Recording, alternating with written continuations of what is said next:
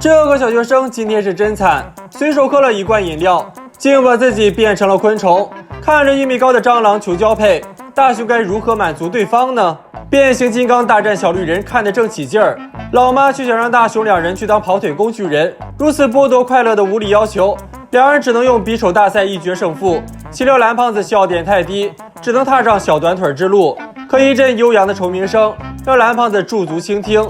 看蓝胖子如此懂球，老爷爷主动当起了免费解说员，介绍起各种虫子的名称。秋天的夜晚就应该有虫鸣盛会，东北的猫就要学会不计输赢，拿出吸音机，要把虫鸣声吸进罐子，与大雄分享。罐子吸得满满的，只要再装上喇叭，就可以原地蹦迪了。蓝胖子想与大雄分享，岂料大雄只对动画片情有独钟。电视终于看完了，大雄膀胱一扫，就大口闷了起来。蓝胖子都惊呆了。可为时已晚，大雄哔哔哔个不停，可全是虫言虫语。老爸喝个小酒都有虫鸣声伴奏，但大半夜的呼噜虫鸣，就连250斤的胖子也会被吵到失眠，被迫听了一晚上虫鸣，黑眼圈都快掉到嘴边了，真是听得够够的。为了不让大雄被同学孤立，蓝胖子让大雄装感冒，毕竟这年头感冒可没人敢跟你说话。又到了数学课，是个人都犯困，大雄一个哈欠，教室里瞬间乱了套。终于挨到了放学，大雄都快憋出自闭症了。小伙伴们人手一张宣传单，说是要参加今晚的虫鸣盛会。原来这都是昨晚的老爷爷的计划，想给孩子们一个快乐的童年。胖虎力荐自己要与虫鸣同台高歌，这胖虎要是真开嗓了，那虫子都得自叹不如，羞愧毙命啊！到了晚上，小伙伴们纷纷聚集到空地，静待昆虫的鸣叫。可就算把耳朵拉得再长，周围还是静得可怕，期望越大，失望就越大。小伙伴们纷纷散场，但蓝胖子永远都不会让人失望。下一秒，虫鸣声此起彼伏，如果不出意外的话，要出意外了。虎父二人秒变捕虫大盗，可看到虫鸣声来自大雄之口时，两人都惊呆了。虽然大雄的口技666，但还是没能阻止小伙伴们一哄而散。就连大雄都怀疑这里是否有虫子，蓝胖子只好拿出时光电视，化身名侦探蓝胖，发现虫子都被抓走了。虫虫这么可爱，怎能残忍油炸？对于老爷爷来说，秋天的虫鸣就是自己的童年，可惜现在遍地钢筋水泥，再也没有了以前的绿意盎然。蓝胖子气得像个250斤的胖子，可他膀胱一扫，发现还有幼虫存活，只可惜幼虫不会鸣叫，拿出成长促进剂，让幼虫1秒变成虫，决定让捕虫者通通扑街。果不其然，悠扬的虫鸣声再次吸引来了捕虫大盗。可眼前1人高的大蟑螂，神仙来了都得乘云逃命。捕虫者纷纷进了小铁笼，小伙伴们再次排排坐。随着小短腿蓝胖的一声呐喊，穿上帅气的西装，把头发梳成大人模样，昆虫跟着大雄的节奏一起共鸣起来。小伙伴们听得入神，捕虫者也被吸引。伴随着虫鸣盛会达到高潮，工人停下手中活，学生放下手中笔，喵星人不再炸毛。可小夫就慌了，大雄的虫鸣声貌似并不简单，大雄莫不是在求偶吧？那么小伙伴们敢抓虫吗？敢的请在评论区扣666，不要走开，下集更精彩。如果你身处无人岛，成为世上最后一个女人，你会看上平平无奇的世上最后一个男人吗？大雄看似在打球，又没在打，球技差的离谱就算了，还对女生大力出奇迹，直接让静香转投身体健硕的胖虎了。防完学霸还得防胖虎，心太累。小学生谈着轰轰烈烈的爱情，咋就这么难呢？大雄巴不得世界上只剩他一个男人。蓝胖子决定满足这个过度自信的男人，拿出鲁滨逊漂流套装。鲁滨逊可是个名人，简单来说就是童话版贝尔求生记。别看他只是个未来玩具，却可以满足大雄世上只有他一个男人的愿望。只要放出烟雾，就能进入无人岛，凭借一双可靠的臂膀守护爱情。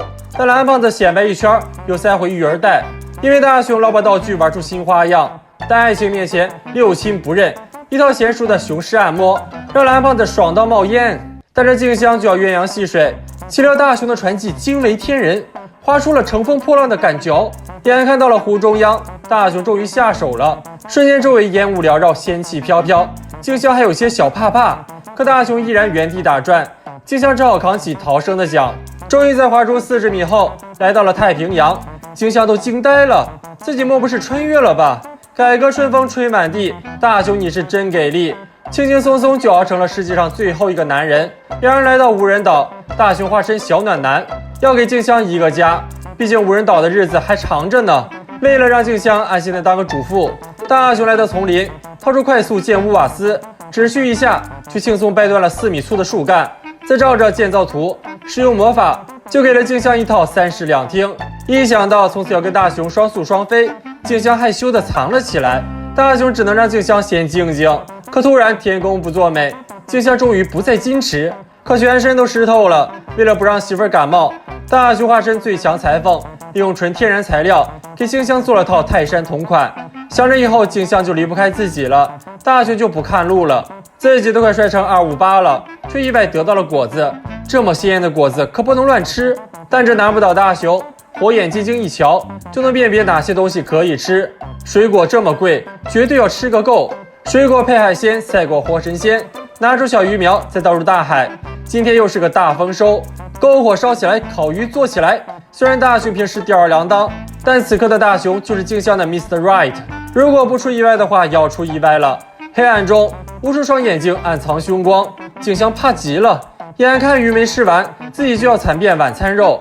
大雄刚拿出道具，却因手滑不慎掉落。饿狼步步逼近，大雄虽手持武器，却显得如此弱小。